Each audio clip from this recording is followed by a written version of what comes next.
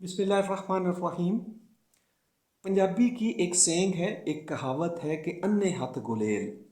और इसका मतलब ये होता है कि किसी शख्स के हाथ में कोई ऐसी चीज़ हो जिसकी उसे समझ ना हो, जिसका उसे शऊर ना हो, और वो उस चीज़ के ज़रिए दूसरों के लिए कोई तकलीफ़ का बायस बन रहा हो, कोई ख़राबी कर रहा हो और कोई मसला क्रिएट कर रहा हो, तो ऐसी चीज़ के बारे में कहा जाता है कि ये तो अन्ने हथ गुलेल वाली बात है।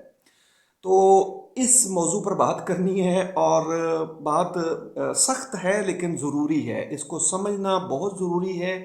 इसको समझेंगे तो अल्लाह रब्बुल इज़्ज़त के अहकाम को और इस्लाम को हम सही तरीके से समझ सकेंगे इंशाअल्लाह। तो इस बात को मैं शुरू करूँगा हज़रत मूसा अलैहिस्सलाम की ज़िंदगी के एक वाक़या से, जो कि सूरह ताहा में बयान किया गया है। हज़रत मूसा अलैहिस्सलाम जब अपनी कौम के साथ समंदर को पार कर गए, तो वो अपनी कौम को लीड कर रहे थे, आगे आगे चल रहे थे, सारी कौम उनके पीछे थी। और हज़रत मूसा अलैहिस्सलाम की अल्लाह रब्बुल इज़्ज़त के साथ मुलाकात का एक वक़्त मुकर्रर था।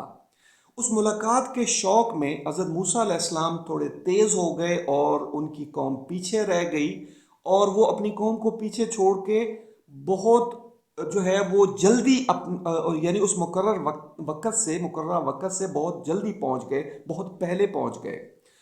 तो अल्लाह रब्बुल इज़्ज़त ने उनसे पूछा कि वमा आजलक अन कौमिका या मूसा, कि मूसा आप अपनी कौम से इतना उजलत में क्यों आ गए, इतना जल्दी आप क्यों आ गए, उनको पीछे छोड़ के आप क्यों आ गए। तो हज़रत मूसा अलैहिस्सलाम ने अर्ज़ की, काला हम उलाई अला असरी व अजिल तो इलेई का रब्बे लितर्ज़ा। कहने लगे कि ए परवरदिगार, वो मेरे पीछे आ रहे हैं, मेरे कदमों के निशान पे आ रहे हैं, लेकिन मैंने आपसे मिलने में जल्दी की, आपके पास आने में जल्दी की कि आप खुश हो जाएं। यानी हज़रत मूसा अलैहिस्सलाम वाज एक्सपेक्टिंग कि मैं जल्दी जाऊंगा तो परवरदिगार मुझसे खुश होंगे, अल्लाह रब्बुल इज़्ज़त मुझसे खुश होंगे। तो क्या अल्लाह रब्बुल इज़्ज़त खुश हुए? नहीं, वो खुश नहीं हुए, बल्कि अल्लाह रब्बुल इज़्ज़त ने उनको एक बहुत बड़े इम्तहान में डाल दिया। फरमाया गया, काला फ़इन्न कद फ़तन्न कौमक मिन बादिका व अज़ल्लहुमुस सामिरी, कि बेशक हमने आपकी कौम को फितने में डाल दिया, आजमाइश में डाल दिया है, और सामरी ने उनको गुमराह कर दिया। सामरी वो जादूगर था जिसने वो बछड़ा बनाया था। तो ये था रब का फैसला। अब सवाल, जब हज़रत मूसा अलैहिस्सलाम जल्दी जल्दी तेज़ तेज़ होकर अपनी कौम से आगे निकल रहे थे, तो क्या अल्लाह रब्बुल इज़्ज़त उनको देख रहे थे उस वक़्त? बिल्कुल देख रहे थे, बिल्कुल उनको पता था कि ये अपने वक़्त से पहले पहुंच जाएंगे। लेकिन रब ने उनको नहीं रोका। क्यों नहीं रोका?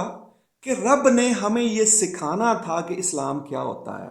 इस्लाम होता है अपने सर को झुका देना, सरनगू कर देना, फर्मा बरदारी करना, हुक्म को मानना, यानी जो हुक्म दिया गया है उसको मानना, और जो नहीं दिया गया, यानी इसी का दूसरा स्टेप है। एक स्टेप हो गया कि हुक्म को मानना, और दूसरा स्टेप हो गया कि जो नहीं कहा गया, जो हुक्म नहीं दिया गया, वो न करना। यानी जो कहा गया है उसको करना, और जो नहीं कहा गया उसको ना करना। ये है इस्लाम। क्योंकि अगर अल्लाह रब्बुल इज़्ज़त पहले उनको मना कर देते तो फिर क्या था, ये हमारे लिए एग्जाम्पल नहीं होनी थी। और अगर परवरदिगार चाहते तो ये वाकई कुरान पाक से निकाल देते, ना शामिल करते कि हज़रत मूसा अलैहिस्सलाम ने ये कोई टेक्निकल मिस्टेक की थी, समझ लीजिए। तो लेकिन रब ने ये वाक़या होने दिया और हमें समझाया कि ये काम नहीं करना। जो हुक्म होता है, जो हुक्म दिया गया है उसे करना है, और जो नहीं कहा गया उसे नहीं करना। और उसकी रीज़न क्या है?